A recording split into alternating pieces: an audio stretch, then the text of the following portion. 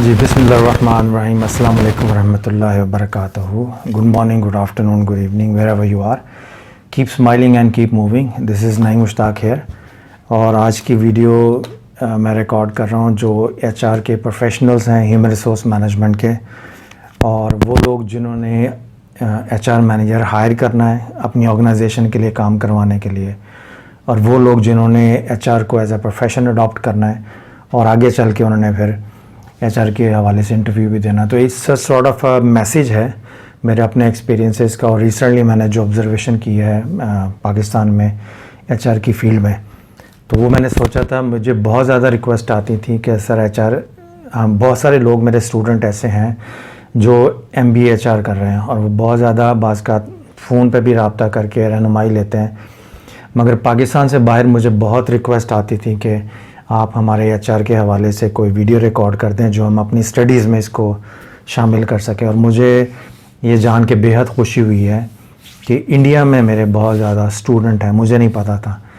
तो बहुत सारे लोगों ने मुझे सोशल मीडिया पे कांटेक्ट करके मेरे फेसबुक पेज से तो फिर मुझे बताया कि उनके जो एचआर की क्लासेस होती हैं उसमें भी मेरी वीडियोस दिखा के उस पर डिस्कशन होती है। तो वो बकौल उनके कि वो बहुत कुछ सीखते भी हैं और उनके असातिज़ा भी बहुत कुछ सीखते हैं।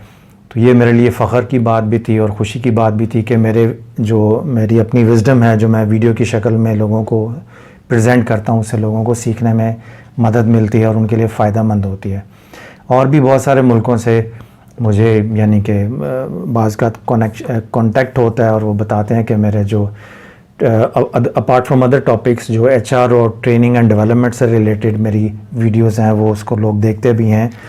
और बाज़ लोग जो यूके में एमफिल कर रहे हैं एचआर के ऊपर, वो भी मेरी बाज़ का वीडियो से रहनुमाई लेते हैं और मुझसे फ़ोन पे भी रहनुमाई लेते हैं। तो मुझे ये जान के बड़ी खुशी हुई।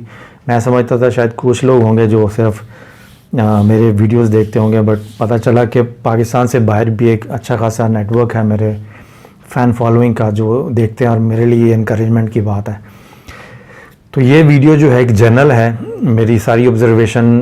मैंने जद्दा में भी काम किया है as a head of HR, hospitality background से हूँ मैं एचआर में, तो मैंने होटल इंडस्ट्री में भी काम किया और ओवरऑल एक जनरल एचआर की पोजीशंस पे भी काम किया हुआ। तो जो दुनिया में ओवरऑल होता है और पाकिस्तान में ख़ास तौर पे और इंडिया में इसलिए कह रहा हूँ कि मैं इंडिया में गया नहीं हूँ, बट जब मैं जद्दा में था 2 साल काम किया, तो इंडिया से जो एचआर की फील्ड में लोग एमबीए वगैरह करके आते थे, तो उनके जब इंटरव्यूज़ करने का मौका मिलता था तो उससे मुझे आइडिया होता था कि इनका करिकुलम क्या है और ये पढ़ के क्या आए हैं। और सिमिलर सिचुएशन पाकिस्तान में भी होती थी। तो आज की वीडियो जो है एक तरह से एक मैसेज भी है कि जो मेरा एक्सपीरियंस है और उस एक्सपीरियंस के साथ साथ जो चीज़ें मैंने प्रैक्टिकली ऑब्ज़र्व की हैं, ये रिक्रूटर्स अगर देखेंगे एचआर को रिक्रूट करने वाले या रिक्रूटमेंट एजेंसियाँ, तो ये वीडियो उनको बहुत काम आएगी। सोचने के लिए थोड़ा बहुत मवाद मिल जाएगा। वो मार्केट में बैठे हुए सारे मुझसे ज़्यादा समझदार हैं, बट ये होता है कि कहीं ना कहीं मुमकिन है कि उनके ये चीज़ काम आ जाए और जो स्टूडेंट है उनको बहुत काम आएगी। तो पहली जो चीज़ मैंने ऑब्ज़र्व की, मैं पहले आपको अपनी ऑब्जर्वेशन बताता हूँ कि मार्केट में क्या हो रहा है इस वक्त, जो मैं जिस एक्सपीरियंस से गुजरा हूँ रिसेंटली। वैसे तो जनरली काफ़ी सालों से यही कुछ हो रहा है पाकिस्तान में। पाकिस्तान की जो एचआर की इंडस्ट्री है उसमें जो चीज़ें मैंने नोट की और आजकल ख़ास तौर पे कि जब लोग एचआर की ऐड देते हैं तो ऐड में जो जॉब डिस्क्रिप्शन लिखी होती है उसमें समझ नहीं आ रहा कि इनको सीईओ चाहिए या एचआर मैनेजर चाहिए, क्योंकि जो चीज़ें उन्होंने डाली होती हैं वो ऐसे लगता है कि पूरी कंपनी का काम सिर्फ एचआर मैनेजर ने करना है, बाकी सारे फ़र्क बैठे हुए हैं। तो मैंने ये देखा है कि लोगों को ऐड बनाते हुए एचआर की जो जॉब डिस्क्रिप्शन है वो लिखनी नहीं आती, ऐड बनानी नहीं आती। जिनको चाहिए कि हमें एचआर मैनेजर चाहिए, उनको ये नहीं पता कि उन्होंने एचआर मैनेजर से काम क्या लेना है।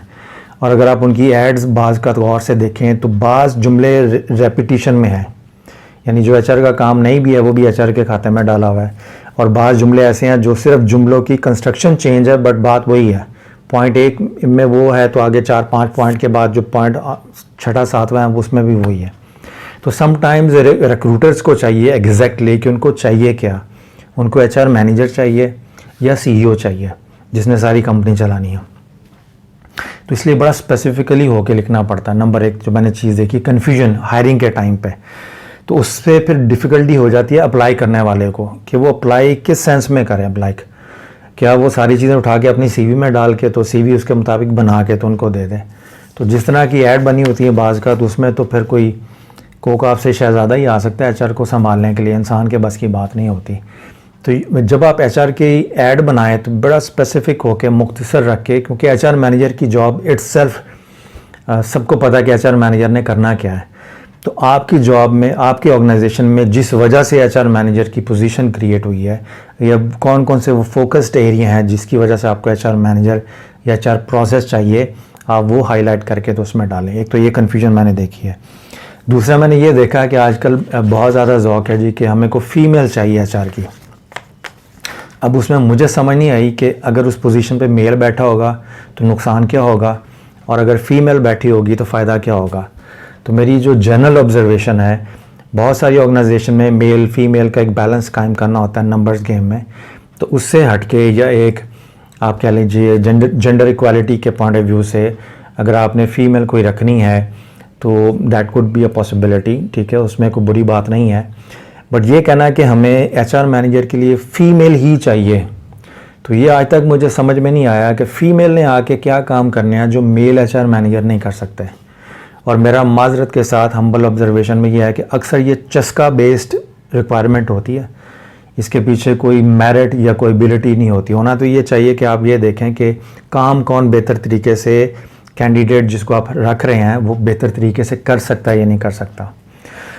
तो फ़ीमेल रखने के अपने फ़ायदे हैं, फ़ीमेल रखने के अपने नुकसानात भी हैं, मगर नुकसानात मैंने ज़्यादा देखे हैं, इसलिए कि अक्सर ऑर्गेनाइजेशन में रेसिस्टेंस कम होती है। बहरहाल ये एक सेपरेट टॉपिक है कि अगर आप फ़ीमेल रख भी लेते हैं तो उसके फिर नुकसानात या फ़ायदे क्या होते हैं। बट मेरा सिर्फ ये कंसर्न है कि जब एचआर की पोजीशन के लिए आप फ़ीमेल मांगते हैं तो फ़ीमेल मांगने के पीछे जो हिकमत है वो ऐड में नहीं ऐड होती।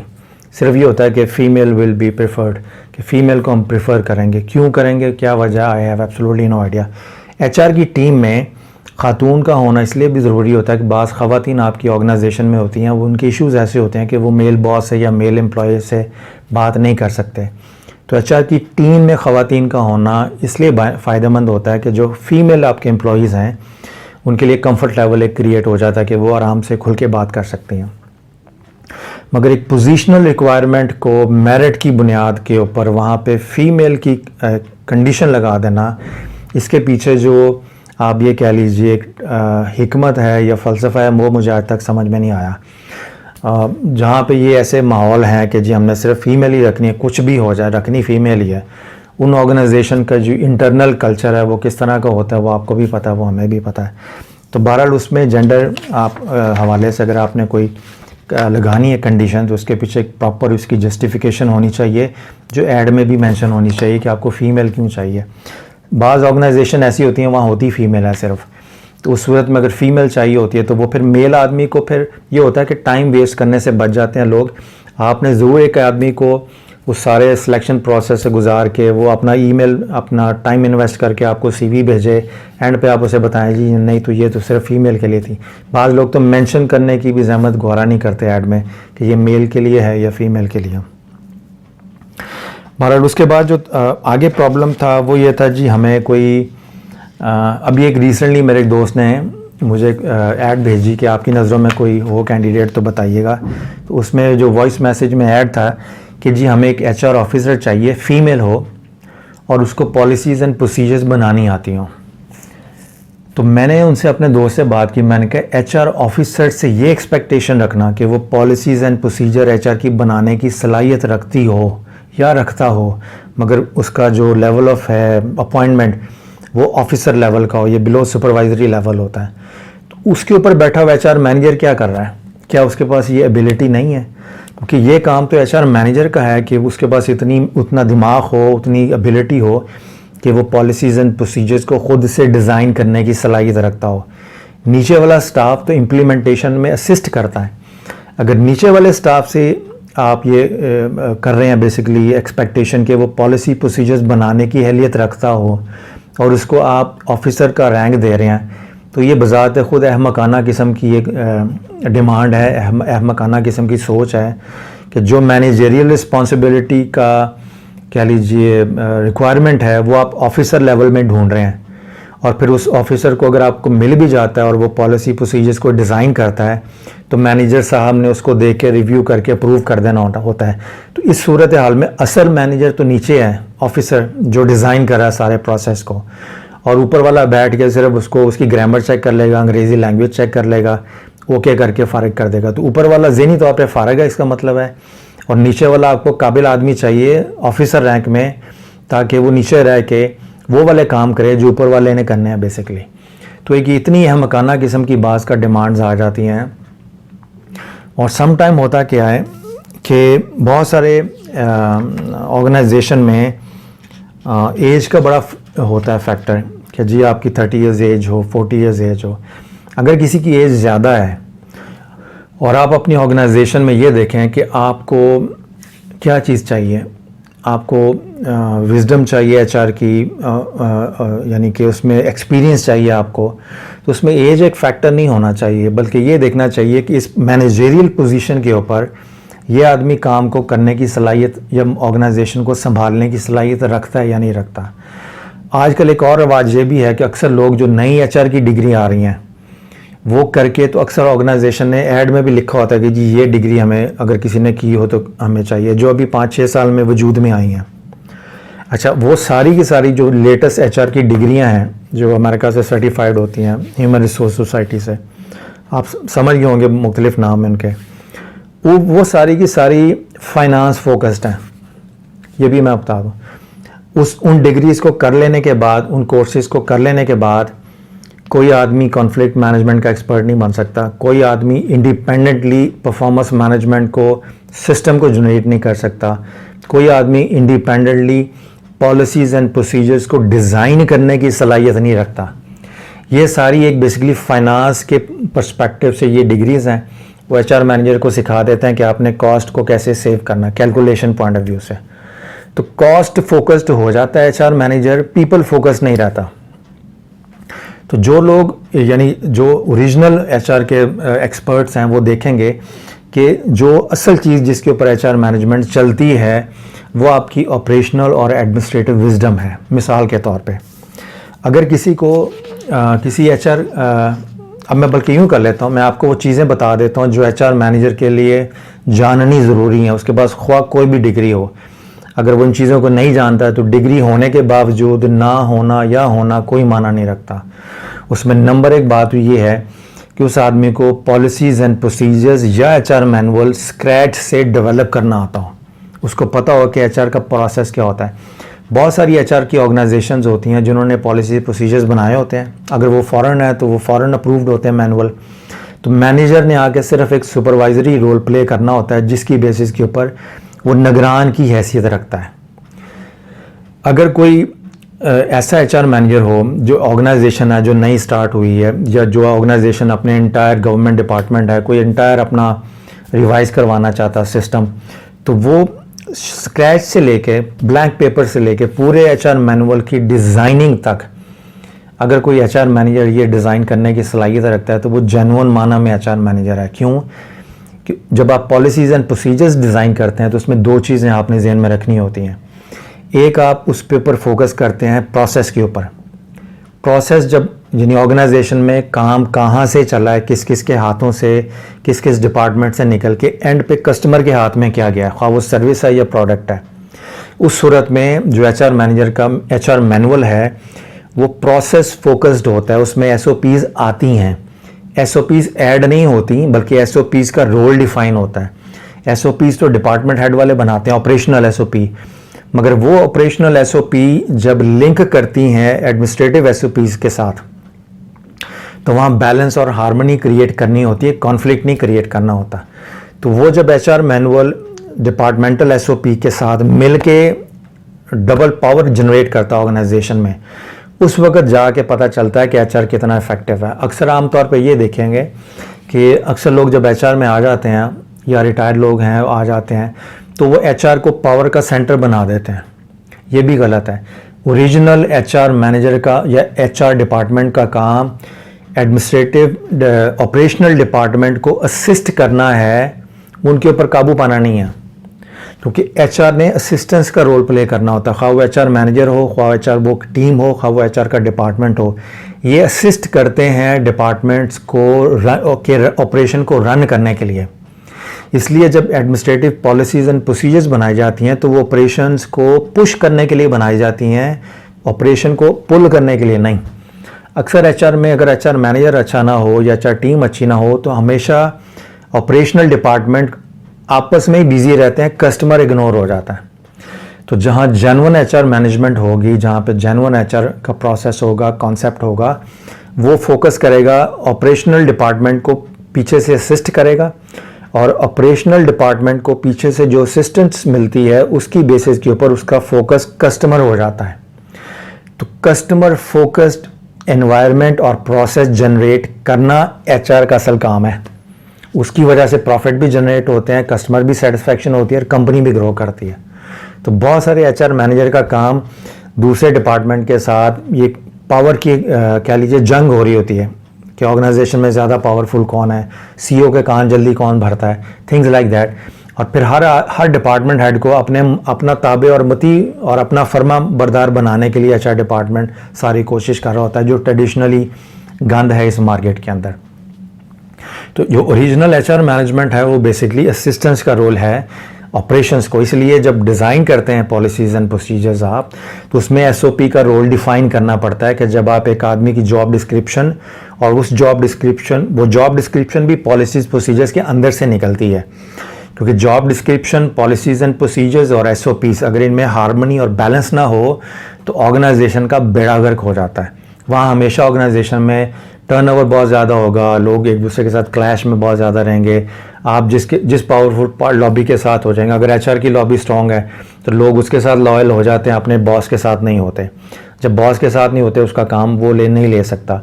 तो ऑर्गेनाइजेशन अंदर ही आपस में एक दूसरे के साथ बिजी रहते हैं, कस्टमर भी महरूम रहता है सर्विस से और प्रोडक्ट का भी बेड़ा गर्क हो जाता है और लॉन्ग टर्म के अंदर ऑर्गेनाइजेशन वैसे ही किसी ना किसी वक्त जाके बंद हो जाती है या उसका बेड़ा गर्क हो जाता है। तो एक तो पॉलिसीज़ एंड प्रोसीजर्स। दूसरा काम जो जेन्युइन एचआर मैनेजर्स का है, देखें जब आपके पॉलिसीज़ प्रोसीजर्स अगर बने भी हुए हैं और आपने उनको डे टू डे बेसिस के ऊपर मैनेज भी करना है, तो ये काम आपका सुपरवाइज़र भी कर सकता है, असिस्टेंट एचआर मैनेजर भी कर सकता है, आपके एचआर ऑफिसर भी कर सकते हैं आप, क्योंकि डे टू डे सुपरविजन जो है एचआर की वो अकेली नहीं होती, उसमें डिपार्टमेंट हेड भी इन्वॉल्व होते हैं, उसमें सीईओ भी इन्वॉल्व होता है। तो डे टू डे सुपरविजन जो प्रोसेस की होती है वो तो हो रही होती है। एचआर मैनेजर ने आके क्या करना है वहाँ पे? तो एचआर मैनेजर का बेसिक काम apart from policies and procedures को देखते हुए वो ये देख रहा होता है कि कहीं पॉलिसीज़ एंड प्रोसीजर्स जो हैं एचआर के, कहीं वो ऑपरेशनल प्रोसेस में हर्डल तो नहीं क्रिएट कर रहे, कहीं वो कोई प्रॉब्लम तो नहीं जनरेट कर रहे। तो वो मॉनिटर ये करता है कि एचआर से असिस्टेंस फुली शिफ्ट हो रही है डिपार्टमेंट हेड्स को या नहीं। अगर कहीं रुकावट है तो उस रुकावट को दूर करने का जिम्मेदार एचआर होता है। बट उसके बाद जो दूसरी चीज़ मैं बताना चाह रहा था कि कॉन्फ्लिक्ट मैनेजमेंट का एक्सपर्ट होता है एचआर मैनेजर। एचआर मैनेजर ने एचआर को मैनेज करना होता है। मैनेजर का मतलब होता है चीज़ों को मैनेज करना। तो जब कॉन्फ्लिक्ट डेवलप होता है between policies and procedures, SOP, लोगों की तबीयतों में, लोगों के मामलात में, अच्छे लोग भी होते हैं ऑर्गेनाइजेशन में, बुरे लोग भी होते हैं, अपने डिपार्टमेंट को संभाल के रखना, दूसरे डिपार्टमेंट को असिस्टेंस देना, तो जगह जगह कॉन्फ्लिक्ट डेवलप होता है। उस कॉन्फ्लिक्ट की डेवलपमेंट को मैनेज करना, अच्छा कॉन्फ्लिक्ट मैनेज करके डायलॉग के प्रोसेस से गुजार के इश्यूज़ को रिसॉल्व करके जो ऑपरेशनल इफेक्टिविटी है और ऑपरेशनल एक्सीलेंस है सर्विस और प्रोडक्ट को इम्प्रूव करने के लिए, वो मेंटेन रखी जा सके, वो डिस्टर्ब ना हो। तो एचआर मैनेजर का काम ना सिर्फ कॉन्फ्लिक्ट को मैनेज करना होता है बल्कि ये नज़र भी रखनी होती है कि प्रोसेस में कहाँ ख़राबी है कि आगे चल के ये कॉन्फ्लिक्ट डेवलप होगा। कॉन्फ्लिक्ट की डेवलपमेंट से पहले कॉन्फ्लिक्ट की डेवलपमेंट की प्रोबेबिलिटी या उसके मुमकिन होने को देख लेना, ये एचआर मैनेजर के दिमाग का असल काम है, जिसके लिए आप उसको पेमेंट कर रहे होते हैं। अगर एक प्रॉब्लम डेवलप हुई है और उसको मैनेज करना है तो वो तो कोई भी मैनेज कर लेगा, मगर फिर भी अगर कोई अच्छा मैनेज कर लेता तो ये भी गनीमत है। बट एक सुपर आपको जीनियस एचआर मैनेजर चाहिए तो वो पहले से गाइड करता रहेगा आपको कि अगर आप ये पॉलिसी बनाएंगे, यानी पेपर के ऊपर और टेबल के ऊपर वो पूरे प्रोसेस को विजुअलाइज करके ये देख सके कि किस जगह पे जाके प्रॉब्लम जनरेट हो सकती है। ये जो विजडम है या ये जो कॉन्सेप्चुअल क्लैरिटी है बहुत कम लोगों के पास है। अगर आपको कोई ऐसा अच्छा HR मिल जाए तो बहुत गनीमत है। बेशुमार लोग मैंने देखे हैं कि मेंटली वो सुपरवाइज़र हैं या बिलो सुपरवाइज़र हैं। अब ऑर्गेनाइजेशन ने काम क्या किया हुआ है, चाहे वो बड़ी अच्छी रिपोर्टिंग करते हैं, चुगलियाँ बड़ी अच्छी लगाते हैं, गीबत बड़ी अच्छी करते हैं, तो बॉस ने क्या किया हुआ, उसको मैनेजर का रोल दे दिया हुआ है। नाम के साथ मैनेजर आ गया है, HR मैनेजर बन गया है, मगर तबीयतन फितरतन वो बिलो सुपरवाइज़र हैं। और उसका एक फ़ायदा और भी होता है कि आप HR मैनेजर को HR मैनेजर का टाइटल तो दे देते हैं, तनख्वाह नहीं देनी पड़ती, वो सुपरवाइजरी तनख्वाह में ही खुश रहता है। तो बॉस भी अपनी गेम खेल रहा है और नीचे से अपने बंदे को भी प्रमोट करके सैलरी भी बचा रहा है और उसको एक तसल्ली दी हुई कि तुम मैनेजर बन गए हो। तो ऐसी ऑर्गेनाइजेशन में फिर जो एनवायरनमेंट होता है उसका आप खुद ही जानते हैं कि उसका क्या होना बेसिकली ना। तो चंद एक चीज़ें। अच्छा, फिर तीसरी चीज़, बहुत सारे ऐसे होंगे HR मैनेजर, उनको ट्रेनिंग एंड डेवलपमेंट का सिरे से पता ही नहीं होता कि ये चीज़ क्या है। वो समझते हैं शायद ये ज़रूरी बात नहीं है। अगर कोई HR manager training and development के पूरे प्रोसेस को नहीं जानता, ख़ुद से अच्छा ट्रेनिंग मैनेजर नहीं है, तो ना वो अपनी ज़ात में इंडिविजुअली अच्छा मेंटर है, ना अच्छा कोच है। क्योंकि कोचिंग और मेंटरिंग ये दोनों तभी आती हैं जब आपके पास बोलने, सुनने और समझने की सलाहियत हो। अगर बोलने, सुनने और समझने की सलाहियत है तो ये फाउंडेशनल रिक्वायरमेंट है to become a good training manager. अगर आपको ट्रेनिंग के प्रोसेस का नहीं पता तो ना आप किसी की अच्छी तरह मेंटरिंग कर सकते हैं, ना कोचिंग कर सकते हैं अपने दफ्तर में किसी की, क्योंकि ये भी ट्रेनिंग का ही प्रोसेस है 1 to 1 इंडिविजुअली। तो अगर किसी HR मैनेजर को HR चलाना आता है मगर ट्रेनिंग एंड डेवलपमेंट नहीं आती, तो वो एक कस्टोडियन है मैनुअल प्रोसेस के ऊपर। यानी वो कह लीजिए आप जैसे मशीन चल रही होती है तो ऊपर सुपरवाइज़र खड़ा होता है कि कोई प्रॉब्लम होगी तो पकड़ लूँगा, अदरवाइज़। तो इस तरह के HR मैनेजर होते हैं। कहने को HR मैनेजर है मगर HR के अलावा उनको सब कुछ आता है। तो अगर कोई HR मैनेजर ऐसा है जिसको अपॉइंटमेंट लेटर देना आता है, टर्मिनेशन लेटर देना आता है, दरमियान में एक्सपीरियंस लेटर दे देगा या अप्रिसिएशन लेटर दे देगा या वार्निंग लेटर दे देगा, अगर इन लेटरों के अलावा अगर आप उसके सारी एक्टिविटीज़ को देखें तो बाकी सारा काम नीचे वाली टीम कर रही होती है। ये प्रोसेस की रूटीन की डे टू डे जॉब है। बट जो चीज़ HR मैनेजर को ज़िंदा रखती है इंटेलेक्चुअली भी और ऑर्गेनाइजेशन को भी बेनिफिट देती है, वो उसका ट्रेनिंग एंड डेवलपमेंट का रोल है। अगर कोई नीचे ट्रेनिंग मैनेजर रखा हुआ है तो उसके साथ मिलके वो ऑर्गेनाइजेशन के कल्चर को, एनवायरनमेंट को डेवलप करता है। बाज़ का ऐसी ट्रेनिंग एंड डेवलपमेंट में चीज़ें पता चलती हैं जिससे पता चलता है कि आपको अपने इन एरियाज़ में अपने प्रोसेस रिवाइज करने की ज़रूरत है। बहुत सारे SOP के प्रॉब्लम है, बहुत सारे डिपार्टमेंट के प्रॉब्लम है, वो आपको ट्रेनिंग सेशन के अंदर पता चलते हैं।